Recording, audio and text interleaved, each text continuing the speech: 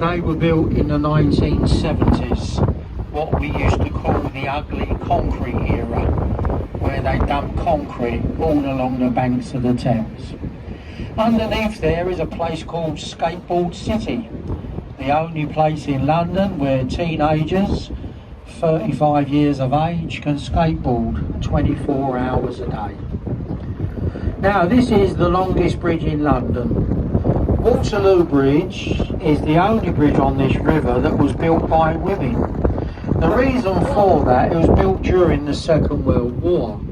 Most of our men were overseas in the forces, so the only builders and labourers were the women they left behind, the land army. So they built Waterloo Bridge, the only bridge in London that's ever opened on time. As we go under the bridge, look above your heads, you can see how dirty London can get if we don't have a little drop of rain to wash it all away. Through the bridge to your left, the building with the green dome, a Somerset House. Until 1976, that's where we kept the records of births, deaths and marriages in England and Wales. Most of the building today is King's College, which is part of the London University. On our right, the first building, got that big black sign that's doing nothing. This is our National Theatre. This was founded by the late Lord Olivier. Now there's 3 theatres inside the building, but in the summer we even have one on the outside as well. Now the White Tower block to the right, well, it was the television centre. It's now going to become a luxury hotel.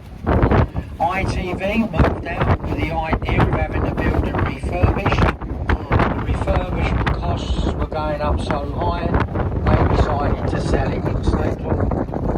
So we won't have no more television on the South Bank. Look under the trees on the right, don't look at all the marquees, all the little bars and restaurants that open up at night. To our left, the white ship is the Wellington, the livery hall of Master Mariners. Prince Philip, he was the president, and then it passed down to Prince Charles. Now look behind the ship on your left, you'll see 2 silver dragons, one each side of the road. They're guarding the City of London. So you've just entered what we call the Square Mile, the old city. If you look through the trees on the left, that's the Inner and the Middle Temple, where we train the legal profession of England, the Inns of Court. Here to our right, the Ring Building, the old Oxo building, the oldest advert in London, sits on the top there. The top floor is a restaurant, the middle is apartments, shops at the bottom. The building belongs to the Duchy of Cornwall, which of course is now the Prince of Wales. Next door is the headquarters of Sea Containers. The bottom of the building is the offices. The top half, well, it was a luxury hotel called the Mondrian until COVID. Well, it reopened last month with a rather exotic name as the Sea Containers Hotel. Everyone's queuing up to stay there. To our left, the white building with a green roof, the old City School for Boys, now the headquarters of JP Morgan, the American bank. The last building, the curved one, until last year that was the headquarters of a multinational company called Lever Brothers, Unilever. They moved out and they've gone back to Holland. So this is Blackfriars Road Bridge, opened by Queen Victoria in 1869. It's now under major restoration, and they tell us that could take over 2 years to complete. As we go through this bridge, look each side of us, you'll see pairs of red columns. This is all that remains of the first railway bridge, designed by Isambard Kingdom Brunel. The last bridge, the grey one, well, 10 years ago it was a railway bridge, and now a very busy railway station called Blackfriars, the only station in England that has 1,200 solar panels on the roof.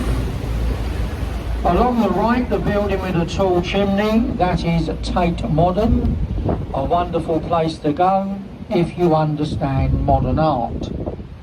If you don't understand modern art, I can recommend the pub on the right. 2 hours in there, you'll have a much better understanding of modern art. I like this place. To your left, there's a real work of art, St Paul's Cathedral. Now, the viewing gallery at the top has only just reopened. That's one of the best views around the old city.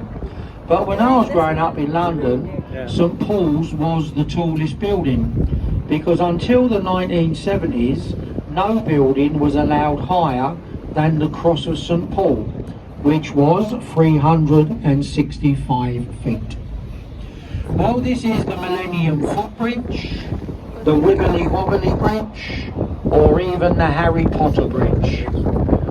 It all depends your age. It got the wibbly wobbly because as the people walked across, it was actually swaying so violently it was closed for 6 months.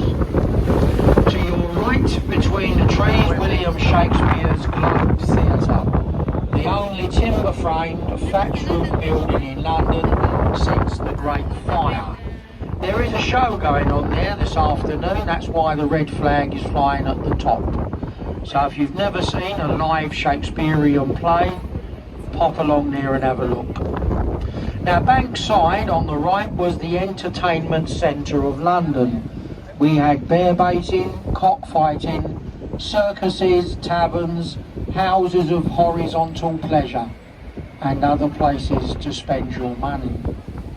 This is Southwark Bridge, known as the least used bridge in London. If you see a traffic jam up there, please don't worry. That's exactly what the Mayor of London wants. If the traffic's not moving, it's not causing him any problems, because he never travels on the road, of course. The one way to get London moving is on the left-hand side. You'll see the big old barge moored up there. Now, one tug can tow 4 barges, so if you count all the containers on the top, there's another stack underneath. So work it out for yourselves. 1 diesel engine on the river or 100 lorries in a traffic jam on the road. Here to our right, where they're all having a little drink, this is the lovely Anchor Tavern. A really nice riverside tavern where Samuel Pepys the diary stayed when he described the Great Fire of London. This is Cannon Street Railway Bridge. Look ahead on the right, where you see the scaffold. We are renovating a little ship called the Golden Hind. Now, of course, it is a replica, but it's already been round the world twice. It's a really nice place to have a wander through. They'll give you a live history of Sir Francis Drake. But if you look to the left, you can see the monuments to money. The building with the curved white top is the walkie-talkie, the Sky Garden. Behind it is the scalpel, the gherkin and the cheese grater. Now 20 years ago, those buildings did not exist. If you look to your left now, the little black and chrome building on its own, well, that was the only tower blocking the square mile for 20 years. The NatWest Tower has now been renamed Tower 42. So this is London Bridge. The first one fell down, second one was burnt down, and the last one we sold it as a jigsaw puzzle.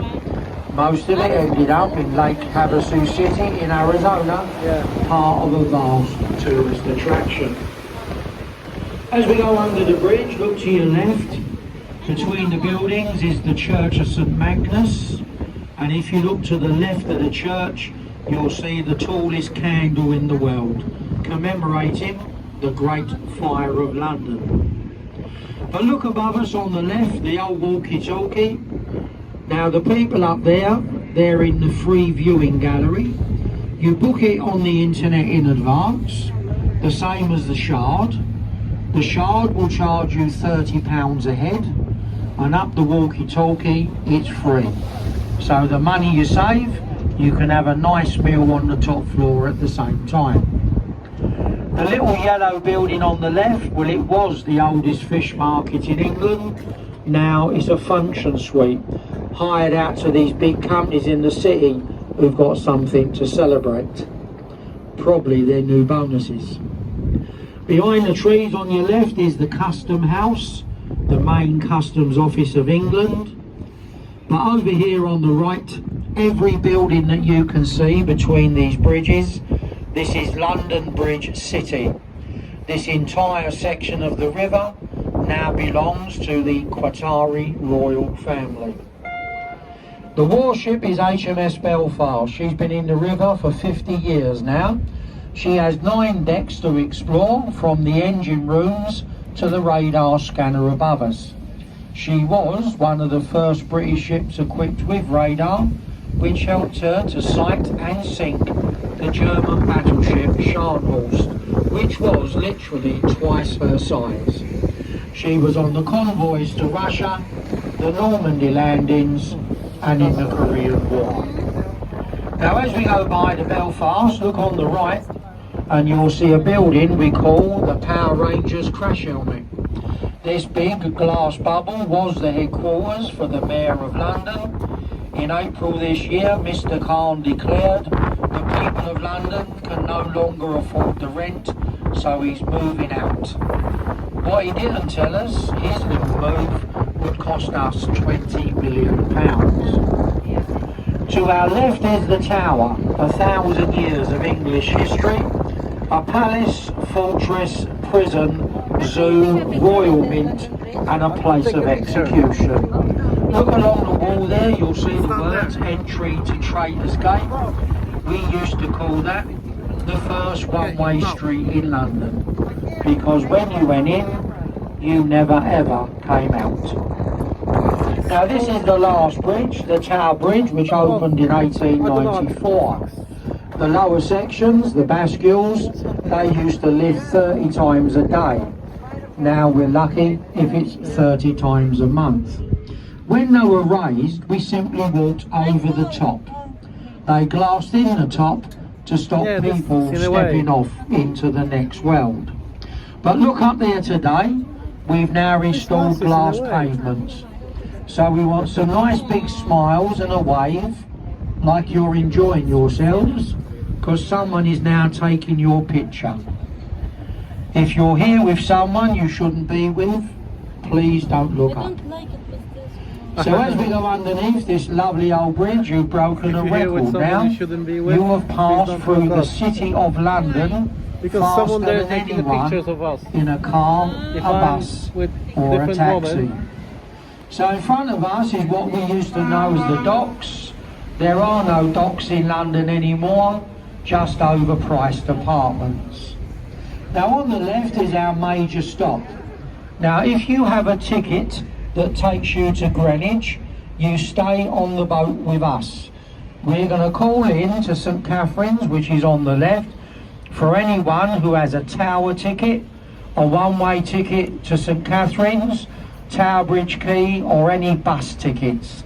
This is where you change boats. Your return vessels leave here every 40 minutes throughout the day till 5:30 this afternoon.